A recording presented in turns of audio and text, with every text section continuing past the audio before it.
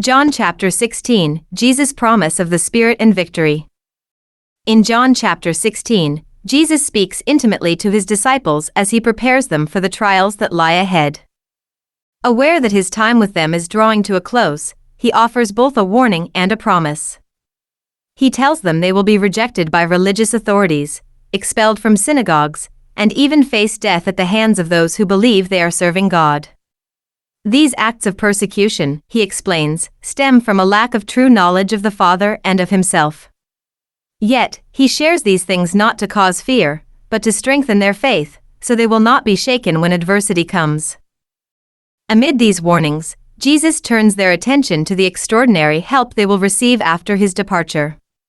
He assures them that it is actually for their benefit that he goes away, because only then will the Helper, the Spirit of Truth, come to them. This Helper will not only comfort and guide them, but will also empower them in ways they have not yet known. The Spirit will convict the world of sin, especially the sin of not believing in Jesus, will reveal the standard of righteousness now that Jesus is returning to the Father, and will announce the judgment of the ruler of this world, affirming Christ's victory over the forces of evil. Jesus emphasizes that the Spirit will not speak on his own, but will declare only what he hears from the Father and the Son. This continuing flow of divine truth will lead the disciples into deeper understanding and spiritual clarity. The Spirit will glorify Christ by revealing him more fully, not only through teaching, but through direct, living encounter. The disciples will not be left as orphans. Instead, they will be empowered to carry out the mission of Christ with divine insight, strength, and authority. Though the disciples struggle to understand these words, Jesus acknowledges their sorrow and confusion. He compares their grief to that of a woman in labor, intense pain that gives way to overwhelming joy once new life has come. Their mourning will turn to unshakable joy after his resurrection, and that joy will be sustained by the ongoing presence of the Spirit. He assures them that, in the days to come, they will pray to the Father in his name, and their prayers will be answered. This promise of answered prayer is not merely a formality but a call to bold and faith-filled communion with the Father, made possible through the authority of Christ and the leading of the Spirit. Jesus also promises that soon he will no longer speak in figurative language but will speak plainly about the Father. As their understanding deepens, the disciples begin to recognize that Jesus truly has come from God. Their faith begins to solidify, even as he warns them that they will soon abandon him. Yet, he is not disheartened. He declares that he is never alone, for the Father is with him, and he speaks these things so that they may have peace in him. Though the world will bring tribulation, Jesus leaves them with a powerful word of assurance: he has already overcome the world. This chapter, rich with both realism and hope, reveals the coming transformation in the lives of the disciples. Jesus prepares them not only for hardship, but for supernatural help. Through the Spirit, they will be strengthened, taught, and empowered to continue his work. Sorrow will be turned to joy, confusion to understanding, and fear to boldness. In these words, Jesus extends the same assurance to all who follow him, that in the midst of suffering and struggle, his Spirit will dwell within them, guiding, comforting, and enabling them to walk in victory, because he has overcome all. Chapter 16. These things I have spoken to you, that you should not be made to stumble. They will put you out of the synagogues. Yes, the time is coming that whoever kills you will think that he offers God service. And these things they will do to you because they have not known the Father nor me. But these things I have told you, that when the time comes you may remember that I told you of them. And these things I did not say to you at the beginning because I was with you. But now I go away to him who sent me. And none of you asks me, where are you going? But because I have said these things to you, sorrow has filled your heart. Nevertheless, I tell you the truth. It is to your advantage that I go away. For if I do not go away, the Helper will not come to you. But if I depart, I will send him to you.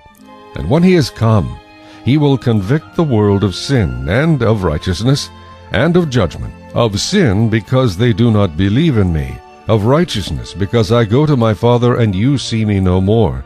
Of judgment, because the ruler of this world is judged. I still have many things to say to you, but you cannot bear them now. However, when he, the Spirit of truth, has come, he will guide you into all truth. For he will not speak on his own authority, but whatever he hears he will speak, and he will tell you things to come. He will glorify me, for he will take of what is mine and declare it to you. All things that the Father has are mine. Therefore I said that he will take of mine and declare it to you. A little while, and you will not see me, and again a little while, and you will see me, because I go to the Father.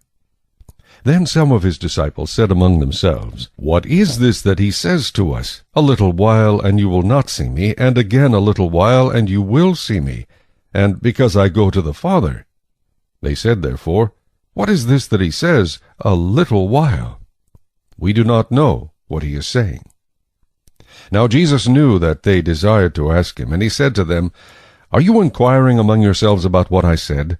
A little while, and you will not see me, and again a little while, and you will see me? Most assuredly I say to you, that you will weep and lament, but the world will rejoice, and you will be sorrowful, but your sorrow will be turned into joy.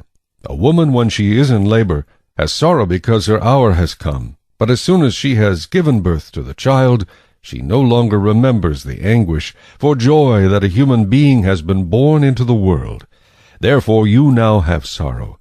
But I will see you again, and your heart will rejoice, and your joy no one will take from you. And in that day you will ask me nothing.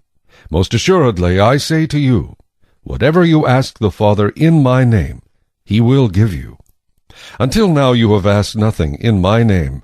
Ask, and you will receive, that your joy may be full. These things I have spoken to you in figurative language. But the time is coming when I will no longer speak to you in figurative language, but I will tell you plainly about the Father. In that day you will ask in my name, and I do not say to you that I shall pray the Father for you. For the Father himself loves you, because you have loved me, and have believed that I came forth from God. I came forth from the Father, and have come into the world. Again, I leave the world, and go to the Father. His disciples said to him, See, now you are speaking plainly, and using no figure of speech. Now we are sure that you know all things, and have no need that anyone should question you. By this we believe that you came forth from God. Jesus answered them, Do you now believe? Indeed, the hour is coming, yes, has now come, that you will be scattered, each to his own, and will leave me alone. And yet I am not alone, because the Father is with me. These things I have spoken to you, that in me you may have peace. In the world you will have tribulation, but be of good cheer. I have overcome the world.